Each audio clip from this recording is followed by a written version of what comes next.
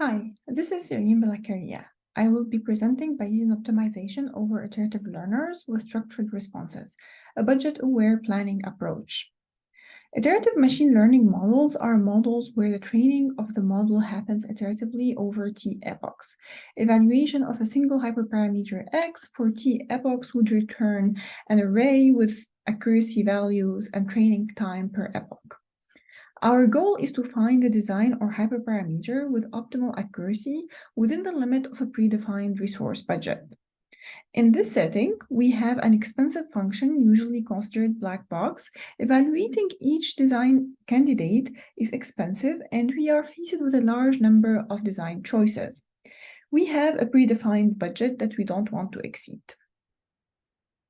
Bayesian optimization is a known framework to optimize expensive black box functions. The key idea is to start evaluating a set of points, learn a surrogate statistical model, and use it to intelligently search the space. This can be done by replacing expensive queries from the functions with cheaper queries from the model, and then use the prediction and uncertainty of the model about the points that are not evaluated yet to select the next function query. Bayesian optimization has three key components: a statistical model, which is in most of the cases a Gaussian process, an accusation function to guide the search space, and an accusation function optimizer to help us select the next point. In order to solve the problem at hand using Bayesian optimization, we have to address challenges that are specific to this problem. First, we have a fixed budget at each iteration, the selection should account for the possible future evaluations and the remaining budget. Second, in Bayesian optimization, we usually consider the functions as black box. However, with iterative learners, we have a lot of prior knowledge that we can leverage in the optimization process. For example, we know that the accuracy is monotonic with respect to the number of epochs.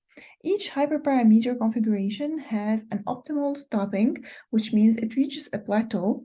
So not all hyperparameters need to be run and trained to the maximum number of epochs pre-specified. Also, the training time is linear with respect to the number of epochs. We start with addressing the first challenge. In order to solve an adaptive experiment design problem with a predefined number of experiments, the experimenter can take a planning strategy where at each iteration, the selection should account for all possible future evaluations. Bayesian optimization, as we described it in all previous slides, takes an extreme approach for accounting only for the impact of the selection on the next iteration.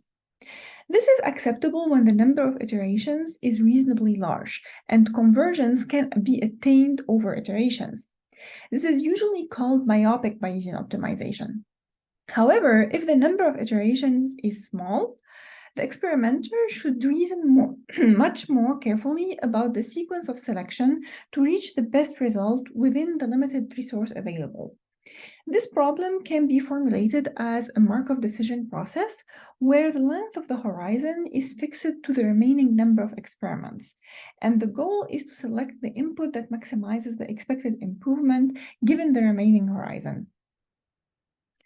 The optimal policy for this problem was shown to be intractable even for small horizon. There were several approximations proposed before, namely a rollout strategy, which is very slow and not scalable. Two other more reasonable approximations were proposed recently. The first uses a batch selection approximation, which was shown to be a lower bound for the Bellman equation. And the second uses a Monte Carlo sampling and reparameterization procedure to build an approximation of a multi-step expected improvement accusation function. Both these approaches require a high-dimensional one-shot optimization of h times d, with h being the length of the horizon and d being the dimension of the input. H here has to be fixed a priori, and all inputs have the same cost, so the experiment budget is defined in terms of the length of the horizon. Now, in the previous non-myopic setting, there is an underlying assumption that all the inputs cost the same and our resource or horizon are measured in terms of the number of experiments that we are allowed to do, which makes the horizon H a fixed number. However, often in real-world settings, this might not be true. The evaluation of each input combination can incur a different cost, and our budget is defined in terms of actual total cost, such as time, for example, in the context of iterative learners. The challenging part in this case is that the selection of the input should maximize the expected improvement given the remaining budget, and the horizon length is not fixed in advance and would depend on the cost of the selected experiments. This makes the previously proposed solutions not amenable to this setting. So we propose to approximate the optimal policy using a lower bound on the Bellman equation. This lower bound can be computed through a batch optimization with adaptive batch size. The batch size here would be the equivalent of the horizon length and would be stopped or limited when the cumulative predictive cost of inputs added to the horizon exceed the remaining budget.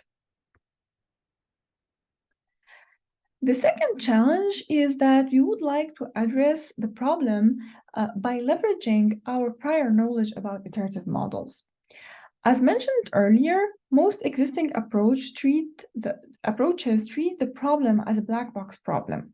However, we know a lot about the training process, so we can look inside the black box and consider it as a gray box. Some of the important side information that we know is that the accuracy is monotonic with respect to the number of epochs. It can reach a plateau, and the training time is linear with respect to the number of epochs. So the main question here is how to leverage this additional information and how to model it. And the second part is how do we use this modeled site information in the selection process to improve the resource efficiency? Existing work used two techniques. The first, the use of a specific kernel, such as exponential decay kernel. However, exponential decay can still have non-monotonic predictions, so the prediction of the accuracy at later epochs is not always reliable. The second approach is to apply a transformation to the output, such as logistic regression. This is also problematic because some functions take an exponentially decaying shape and some others take a logistic shape. The only thing we know for sure is that it is monotonic. So we propose another more general solution where we use a general and flexible kernel and then enforce monotonicity and bound on the posterior of the Gaussian process via linear operator inequality constraints. In the previous slide, we discussed how to model the site information. The second aspect of the problem is how to leverage the site information in the optimization process. We try to leverage this site information through two steps. We know that each hyperparameter reaches a plateau or a best performance usually before finishing all epochs. The epoch number in which the model reaches the accuracy is considered an optimal stopping, or as we call it here, conservative stopping. Running the model for more epochs than the conservative stopping is a loss of resources and has a diminishing return. Our goal is to find the optimal stopping for each hyperparameter and use it to efficiently train the model while saving the budget. Now, once we select the input based on its expected performance at the optimal stopping and start running it, the hyperparameter might not perform as we expected or as predicted, and it would be wiser to stop it. So after running a few epochs and gather more information, we can decide to early stop the hyperparameter if two conditions are satisfied.